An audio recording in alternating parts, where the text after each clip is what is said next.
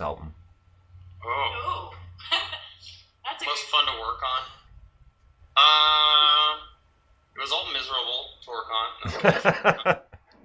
I probably had my favorite moment writing Stars and Stripes because I was trying, this whole record I was sort of always, verse and chorus are easy enough, but then you want to have like a bridge that really drives things, and I really love the bridge on Stars and Stripes. Right. I felt like that built up in a fun way, and I was inspired by the song Jelly Belly by the Smashing Pumpkins. I think that they just have like the world's greatest bridge on that song. You know what? It's really cool that you brought that up, Peter, because I was actually listened, because over the past month or so or plus I've been rediscovering old albums, and I pulled out the Infinite Sadness and Melancholy the other day. I was listening to it, so I'm glad you you brought that up, because I just finished listening to that maybe like hour and a half, 2 hours ago in the car. Yeah, I love that record. And one more quick thing, and the other song I really thought of that I really enjoyed was The End is the Beginning is the End, and it was for the Batman Forever soundtrack. Yeah. So, yeah. Okay. Was it The End is the Beginning is the End, or The Beginning is the End is the Beginning? Because they're two different versions of the same song? Was it upbeat, or was it like this down-tempo one that they used for the Watchmen trailer? No, it was a down-tempo. Yeah, that's a badass tune. Okay. So, all right, well, right on. So I'm going to get off that because this is about you, not about them. So, Oh. sorry. We can talk about the pumpkins. Yeah, I'm down for that. Let's Yeah, talk about no, that. fair enough. I could go on a while the Pumpkins too, so big fan. But like I said, let's get back to your music because this is what we're here for. And I'm really bad sidetracking sometimes, so you gotta tell me shut up. Please do. I will not take offense at all. so,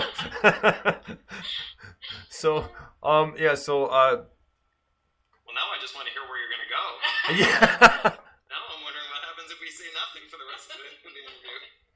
Oh no, I got you covered. Trust me. I like to talk. I like to talk. Unfortunately, it's not good for some people, but for this reform, it works perfectly. So the last show you guys played was I believe it was a couple weeks ago. Yes. It was. Oh, the reserve. Yeah. Was that the last one? Yes, the reserve was Yeah, awesome. It was my birthday. That was a fun show. Now, were you extra pumped because it was your birthday to get up on stage and just give her?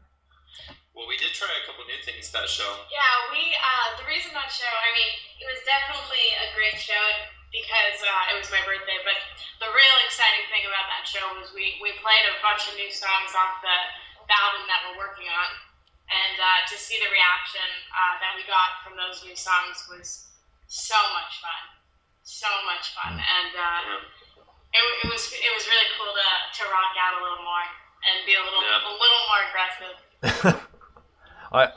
You know what?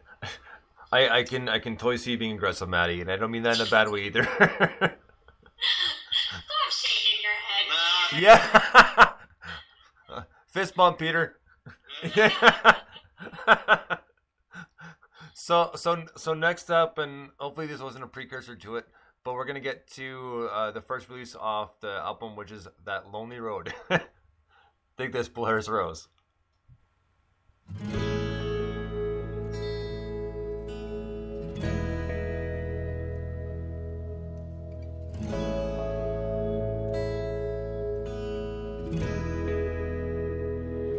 Save yourself, connect your soul, hanging on the world is bigger than we know. You're so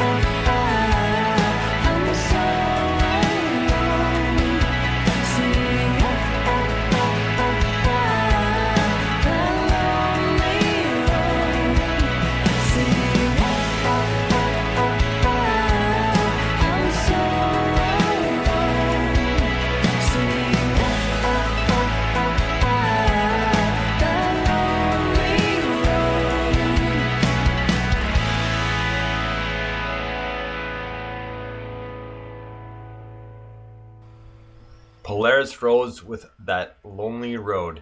Now, this one, and Maddie, I know you've heard this 1,000 times, and my buddy, who was my coach last week in MS, Mike G, said it, and this one in particular, holy crap, you ever sound like Amy Lee. Thank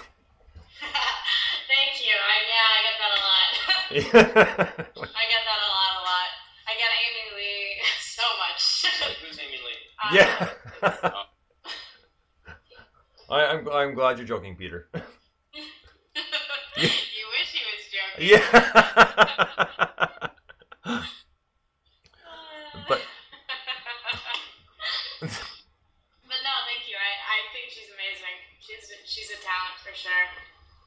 so this song in particular, I have to ask, what kind of gave you the vibe to kind of give like the echo vocals? As I think is the best way of putting it.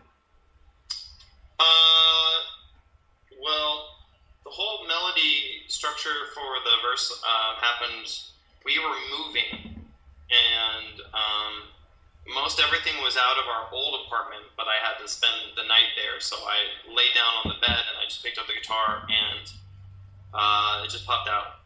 And I grabbed my phone, and I turned on voice memos, and I recorded it really quick. But all of that was just the idea, Wrote the lyrics maybe a couple months later, and that was that. Nice and simple, straightforward. Right on. Well, was there any song on this album that was, let's say, maybe a little bit of a struggle, just because you just couldn't get it to sound the way you wanted it to? Oh my gosh, this album was a struggle. It's we. It was funny as I was going to say, no, not really. Yeah. No. Be honest. I'm being serious. No, we put out the album when we were You're going talking to about Ocean Blue. Ocean Blue. We were going to put out the album. Remember, you mixed it, and then we're like, no, we're going to scrap this whole thing. Oh, that's true. We did do that. And There's our sort of process, it would seem, for making little records and stuff is that we work really hard on it, then we say, never mind, let's get rid of it. And then usually something happens that makes us go, oh, yeah, I guess it's not that bad. Let's go for it. So. And that was this whole album. We had finished it, and then we sat on it. Yeah, which actually I think we just did exactly that on the new record we're working on. Actually, as we're talking, we have a list of songs up on the screen next to us here, and we're kind of like looking at it, and we're kind of nodding at each other like, yeah, this works. This works. This definitely works. This is better. Oh, I'm glad you're able to multitask and make it work. So with I know the new album right now was released not too long ago. Starting work on the new album, was that the instant as soon as that Ocean Blue Velvet Skies was done? Yeah, before it was finished actually. Oh really? Okay. Well, actually, Ocean Blue we had written. I think we demoed like 35 or so songs, 40 songs, something like that, and I had started writing the next record. And the first two songs the strongest two songs that I wrote right out the gate were Stars and Stripes and Soda Jerk, and Maddie heard those and said, oh no, we need to put this on Ocean Blue Velvet Skies. So, which is a very Maddie thing to do. Yeah, that's exactly what Maddie does. Oh no, we're putting this here. It's ironic because we talked about this somewhat the last time too. Like Maddie gets what Maddie wants, Oh yes, Maddie gets what Maddie wants. Yeah. So I've learned what it means to give up. And Yeah. let her do what she wants. Right. Well, in a lot of ways, it'll be like I'll have ideas for, this record will be like this, and then Maddie, just hears the songs and reacts and says, I like this or I don't like that. So let's try this. Yeah, let's try this. So it's a good balance, I think. Well, it's a pretty simple judgment, which makes it easier. Mm. I won't just mean there's only three choices. Yes, no, or let's change it. Yeah, that's pretty straightforward. Actually, it's very true though. System. Yeah. System works, right? System works. I used to, whenever Maddie would dislike a song, I would try to convince her otherwise. Like, yeah, this is really good, but then not anymore. If you don't like it, it's like, okay, well, that's that. I'll just go on my list of demos and on we go. I had a good run. So yeah, it just I'm like I've said just a couple times before, like this album is like really good. I really enjoyed what you guys have done with it, and you can tell your progression as musicians just in general, because whether it's big or small, it happens along the way, and it's not necessarily because of new influences, but just anything can happen along the way. You know, you're constantly, it's a constant learning process. Yes, there's no real destination. It's just a continuing growth. That's it. So next up, we got another song from Motion Blue Velvet Skies. This one's called Tiger Bait. Dig this, Polaris Rose. Meow.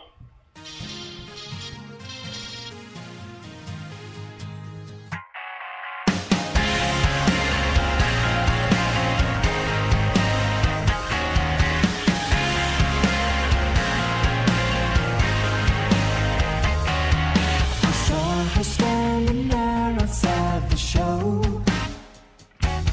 She had that look of too much alcohol. We talked some politics and then she asked me what I know. What I know is tragically subjective of doing his show. See, I'm saying